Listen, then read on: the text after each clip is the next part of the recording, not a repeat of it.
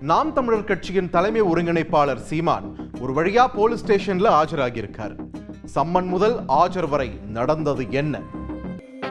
ஸ்தம்பித்து போன வளசரவாக்கம்.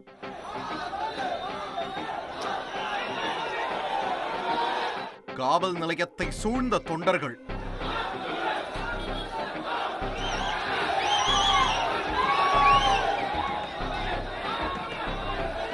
சிவாஜியை விடுதலை செய், சிவாஜியை விடுதலை செய் என சினிமா காட்சிகளில் வருவது போல கண்ணீரோடு போராட்டத்தில் குதித்த தங்கை தம்பிகள். இந்த பரபரப்பு காட்சிகளுக்கு காரணம் நாம் தமிழர் கட்சியின் தலைமை ஒருங்கிணைப்பாளர் சீமான். ஆம், 2 நாட்களுக்கு முன்பு சீமான் வீட்டில் நடந்த இந்த கலேபரம் பெரும் பரபரப்பை ஏற்படுத்தி இருந்தது.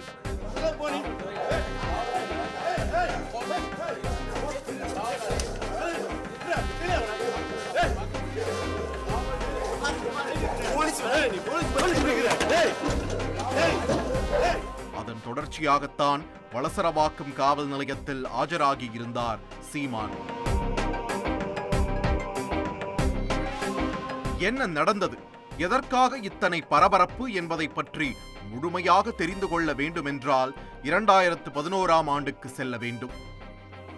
சீமான் திருமணம் செய்து கொள்வதாக பழகிவிட்டு ஏமாற்றி தன்னை பாலியல் வன்கொடுமை செய்ததாகவும், அவரின் வற்புறுத்தல் காரணமாக 6 முறைக்கு மேல் கருக்கலைப்பு செய்ததாகவும் நடிகை ஒருவர் கடந்த 2011ஆம் ஆண்டு வளசரவாக்கம் காவல் நிலையத்தில் புகார் அளித்திருந்தார். புகார் கொடுப்பது, அதை வாபஸ் வாங்குவது என 15 வருடங்களாக இந்த வழக்கு இழுபறியில் இருக்கிறது. இந்த நிலையில்தான் தன் மீது வளசரவாக்கம் காவல் நிலையத்தில் நடிகை கொடுத்த புகாரை ரத்து செய்ய சொல்லி சீமான் உயர்நீதிமன்றத்தில் மனு தாக்கல் செய்திருந்தார். ஆனால் அந்த நடிகை கொடுத்திருந்த புகாரின் தீவிரத்தன்மையை கருத்தில் கொண்டு சீமானின் மனுவை நீதிபதி தள்ளுபடி செய்தது மட்டுமல்லாமல் விரைந்து இந்த வழக்கை விசாரித்து குற்றப்பத்திரிகை தாக்கல் செய்ய வேண்டும் என்றும் போலீசாருக்கு உத்தரவிட்டிருந்தார். நீதிமன்ற உத்தரவின் பேரில் வளசரவாக்கம் போலீசார் நடிகைக்கும் சீமானுக்கும் சம்மன் அனுப்பியிருந்தனர். கட்சி பணிக்காக ஹோசூரில் இருந்த சீமான் முதல் சம்மனுக்கு ஆஜராகாததால் 2வது முறை சம்மன் அவரது வீட்டுக் கதவில் போலீசாரால் ஒட்டப்பட்டது. அந்த சம்மனை கிழித்ததால் ஏற்பட்ட கலேபரம் பெரும் விவாதத்தை கிளப்பியது.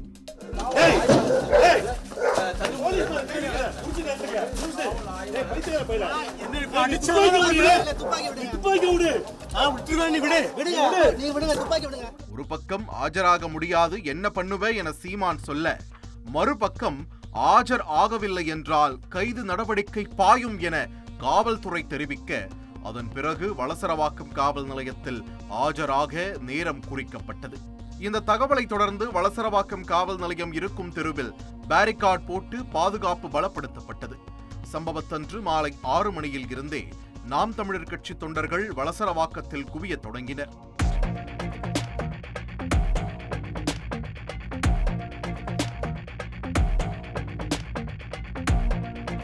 இரவு 10 மணிக்கு சீமான் காவல் நிலையத்திற்கு சென்று விசாரணைக்கு ஆஜரானார். அவரிடம் 63 கேள்விகள் கேட்கப்பட்டதாகவும், குறிப்பாக நடிகையின் தொடர்பு உள்ளிட்டவற்றை குறித்தும் 60 லட்சம் ரூபாய் பணம் கொடுத்த விவகாரம் தொடர்பாக விளக்கம் கேட்கப்பட்டதாகவும் தெரிய வந்துள்ளது. கிட்டத்தட்ட 1.25 மணி நேர விசாரணைக்கு பிறகு வெளியே வந்த சீமான் பத்திரிகையாளர்களை சந்தித்தார். அது என்ன நடந்தது எதுங்கிறது அதே திருப்பி ஒன்றும் புதிய ஒரு கேள்விகள் ஒன்றும் இல்லை, அதுக்கு உரிய விளக்கத்தை நான் கொடுத்துருக்கேன். இது ஒன்றும் இல்லைன்னா எங்கே உங்கள் வீடு எங்கே, எங்கே உங்கள் முகவரி எங்கே, எப்போ சந்திச்சிங்க, எப்போ இது என்ன நடந்தது, அதே கதை தான் இது. முதல் சம்மனை கொடுக்கும் போது கட்சி பணியில் இருந்ததாகவும், ஆனால் அவசரமாக 2வது சம்மனை வீட்டு கதவில் ஒட்டி நெருக்கடி கொடுக்க வேண்டிய அவசரம் என்ன என்பது சீமானின் கேள்வியாக இருக்கிறது. எல்லாருக்கும் தெரியும் நான் ஓசூர்ல இருக்கேன்னா, அப்போ காலையில் கூட ஊடகத்தை சந்தித்து பேசிட்டு இருக்கும்போது தான் ஒரு தம்பி கேட்குறாரு, ஒரு நிருபர் கேட்குறாரு, இந்த மாதிரி உங்கள் வீட்டில் நான் ஒட்டியிருக்கேன் அப்படின்னு. அப்போ தான் எனக்கே தெரியும் ஒட்டுறதோட காவல்துறையின் வேலை உங்களுக்கு முடிஞ்சிடுச்சு. ஒட்டும்போது தடுத்திருந்தா பணி செய்ய விடாமல் தடுத்தாங்கன்னு நீங்கள் கைது செஞ்சுருக்கலாம், அது குற்றம்னு நீங்கள் சொல்கிறது சரி. ஒட்டிட்டு நீங்கள் போன பிறகு அதுக்கப்புறம் அதை அப்படியே வச்சு பூஜை செய்கிறதுக்கு இல்லையே அது. ஒட்டிட்டீங்க, நாங்க பார்த்துட்டோம், கிழிக்கிறோம். அது எப்படி குற்றமாகும்?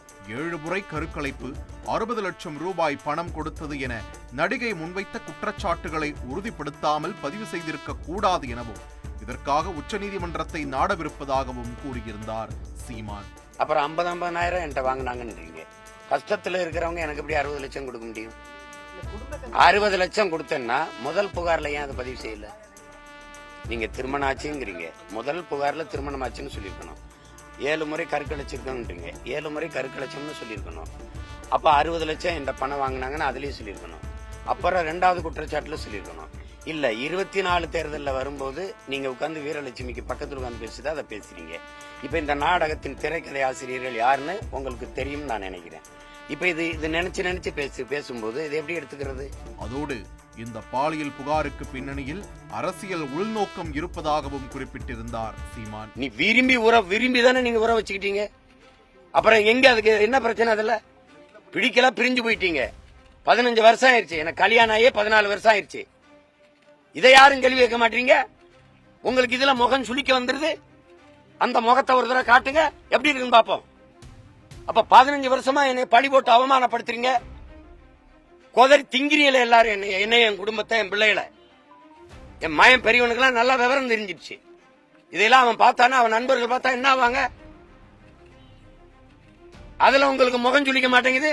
கேவலப்படுற அவமானப்படுறவன் சீமான், அவன் குடும்பம், அவன் பிள்ளைகள்னா என்னை சுத்தி நிக்கிற இந்த என் மகன் நிக்கிறா. இவன் என்ன நினைப்பா என்னைய? அதெல்லாம் உங்களுக்கு அவமானமா இல்லையே, கேவலமா இல்லையே? அந்த முகத்தை ஒரு தடவை காட்டு பார்ப்போம் எப்படி இருக்குன்னு. அது ஏன் என்னைய சொல்லும் போது சிரிக்குது முகம், நாங்க என் ஆதங்கத்தை சொல்லும் போது அப்படி சுளிக்குது? என்னையா உனக்கு வந்துருச்சு?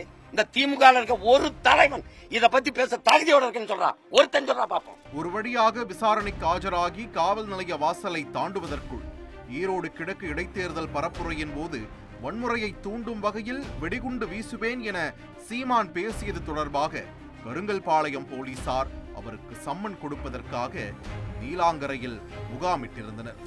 இந்நிலையில் இன்று காலை சீமானிடம் அந்த சம்மன் கொடுக்கப்பட்டது.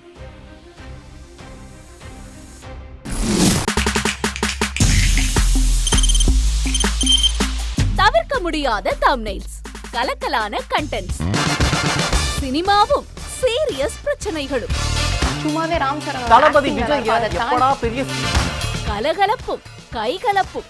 Me too love you, thank you sir. அவருக்கு அந்த மாஸ் ஏத்துறது ஏற்ற தெரிக்குதுனாலே டன் தான். பிரேக்கே இல்லாமல் பிரேக்கிங் நியூஸ் சொல்லும் தந்தி டிவி ஆப். இன்ஸ்டா தலைமுறை வரை இறங்கி அடிக்கும் தந்தி டிவியின் டிஜிட்டல் எக்ஸ்க்ளூசிவ். பாடி காமிச்சீங்க, அது அதை விட மோசம். இல்ல பாடி காமிச்சீங்கன்னா அது இன்னும் வெரி பேட். தந்தி டிவி ஆப்பை இலவசமா டவுன்லோட் செய்யுங்க. ஃபாலோ பண்ணுங்க, சப்ஸ்கிரைப் பண்ணுங்க, என்ஜாய் பண்ணுங்க.